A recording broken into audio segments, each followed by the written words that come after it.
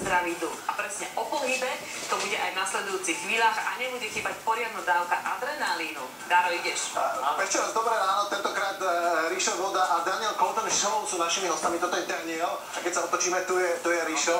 Toto sú tvrdáci, keď sa na nich pozriete, pretože organizujú jedno výnimočné podujatie, ktoré je určené pre tvrdých ľudí, tvrdých profesionálov, ktorí si chcú dokázať, že na to majú. O čo ide tvrďákovi? Tvrďák je beh na 5 km a pôjde sa cez 15 prekážok, cez blato, bude sa pláziť, pôjde sa cez priekopu a je to určené ľuďom, ktorí chcú v živote prekonávať prekážky.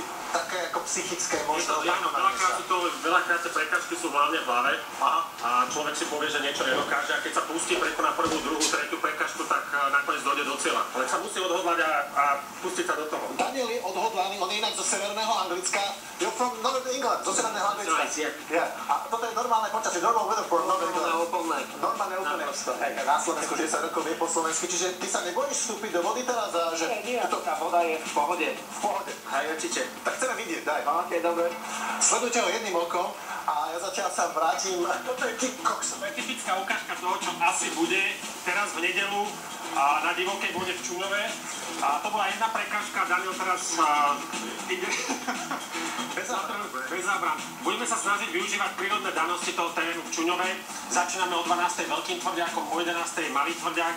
Podujatie je pre ženy aj pre mužov. Pre ženy. Sú prihlásené ženy, lebo 700 účastníkov už máme. 700 účastníkov máme, približne 20% sú ženy. Teraz Daniel robí trestný cvik. Ak niektorú prekážku neprekoná alebo nezvládne, tak urobí takýto trestný cvik. Ale máme tam doktora prítomného, že keby náhodou, alebo máme nejaký filter, že človek, ktorý príde so zlomenou nohou zo sáda, asi ho nepustí. Snažíme sa to urobiť tak, aby sa nikomu nič nestalo, ale určite budú to zdravotníci, bude tam záchranná služba. Všetko je pod kontrolou. Pod kontrolou. A pre deti nie. Deti o 11. majú 500 metrov a 6 prekážok a to je easy, ako to bude fajn. A to zase deti blatobári, povedzme si pravdu. Dobre, skúsme zopakovať, kde môžu ľudia, ktorí majú pocit, že sú tvrdí, chcú si dokázať, že dokážu prekonať samých seba, nájsť priestor. Nájdu ho priestor 22. v nedeľu v Čuňove. A začíname ešte raz o 11. detský tvrďák, o 12. veľký tvrďák. Dobre, čo je dôležité, toto je taký 0. ročník, to znamená, zatiaľ na Slovensku asi veľa obdobných aktivít nebolo. Trúfate si na to založiť tradíciu? Radi by sme, budeme potrebovať trochu pomoc aj od ľudí, ktorí tam pôjdu a povedia nám, aké to bolo, aby sme to mohli vylepšiť. Ale chceli by sme, aby nakopnúť ľudí k tomu, aby začali prekonávať prekážky. To je v podstate nejaké motto toho celého podujatia a dúfame, že tento rok bude úspešný. Áno, zrušte bariéry, príďte do Čuňova, nájdete tam blato a možno veľa takýchto odvážnych ľudí, no 700 je prihlásených. Takže už túto nedeľu v Čuňove. Daniel, do you wanna tea? Ideš na čaj?